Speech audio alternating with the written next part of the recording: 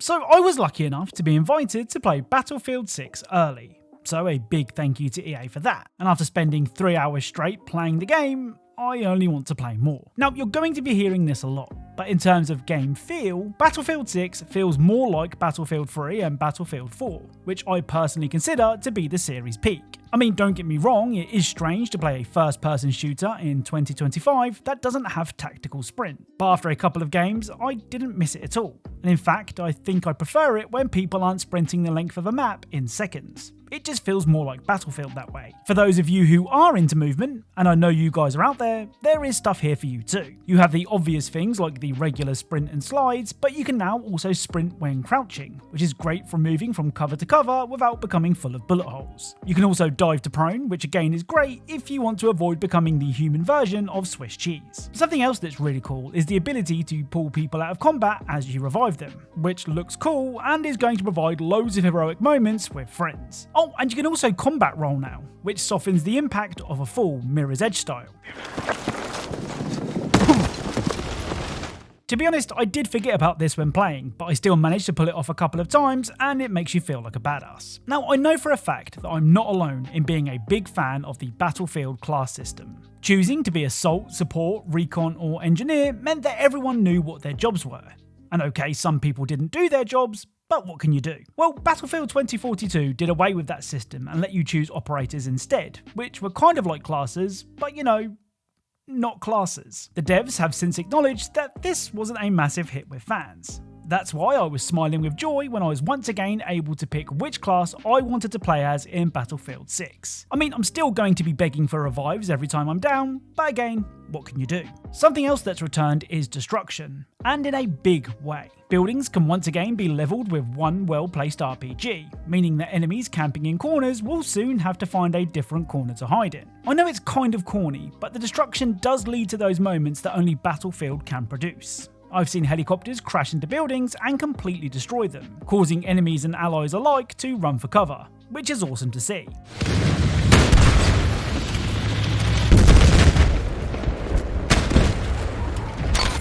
One of the best ways to carry out some of this destruction is through the use of vehicles, which once again rumble dangerously nearby or overhead. Now, I've never personally been a big vehicle guy in Battlefield, but in my time with Battlefield 6, I did man the gun as my squad went around capturing points, and it's the ultimate power fantasy. Well, that is until you kill someone enough times that they switch to engineer and seek revenge, in which case, you're probably better off on foot. Of course, all of this is great, but if the guns feel bad, then what's the point? Well, I'm pleased to report that the guns feel like guns.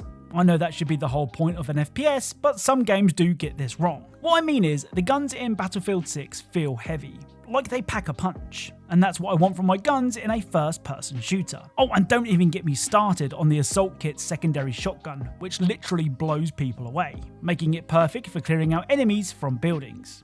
You know, if the building is still standing.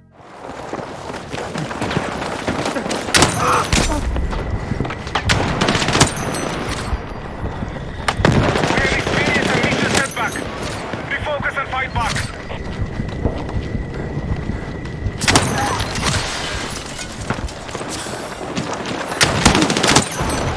Obviously, only having 3 hours with the game, I was still learning the ropes, but there were moments where I popped off and felt like an unstoppable killing machine, before I was stopped. But for that brief time, before my untimely demise, it was awesome. Now, as far as the maps go, I managed to play 3 maps at the event, and they all felt great.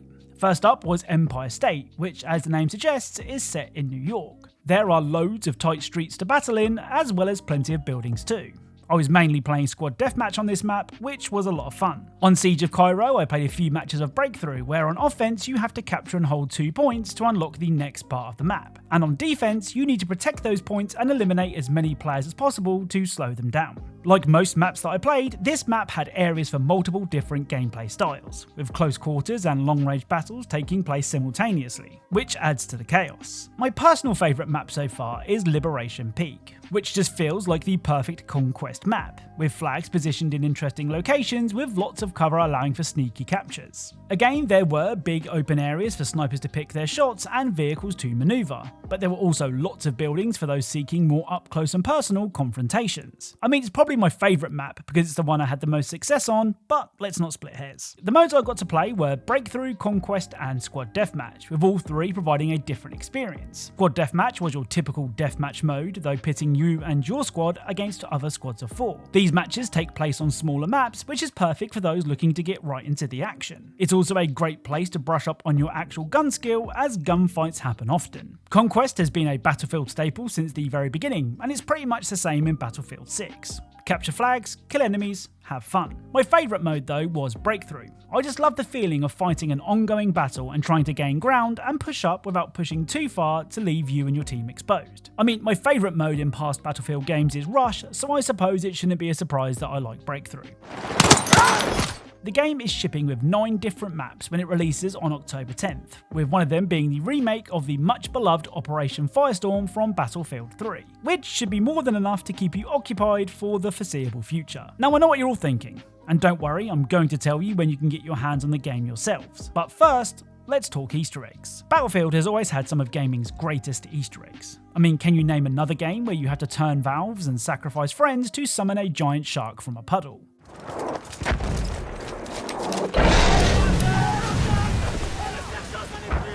Well, it should probably come as no surprise that I wasn't able to find anything in the 3 hours I had with the game. But if I know Battlefield, and at this point I'd like to think I do, then the Easter eggs in this game are going to be elite.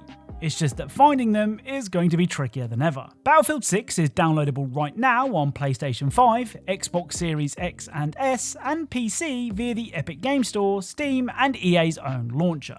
And the beta begins on the 7th of August for early access players. To get early access to the beta, you need to have either signed up for Battlefield Labs before July 31st, watch select content creators on Twitch during the July 31st reveal event, or be an EA Play Pro subscriber. The regular beta opens a couple of days later on the 9th of August and runs through that weekend, with a second beta happening the following weekend, so there should be an opportunity for everyone to play. The beta includes 4 maps and 4 modes, which is pretty beefy for a beta. Honestly, I can't wait until everyone gets access so I can hear what you all think. In an era of first-person shooters packed with gimmicky DLC characters, I think Battlefield 6 is exactly what first-person shooter fans have been craving. Once again, a massive thank you to EA for inviting me to the event. I don't really get to go to many of these things, so for EA to take a look at my past Battlefield coverage and reach out really means a lot. Let me know what you think of Battlefield 6 when you get your hands on the beta. Let me know if you managed to snag a code from this video, and as always, thank you all for watching, and I'll speak to you all soon.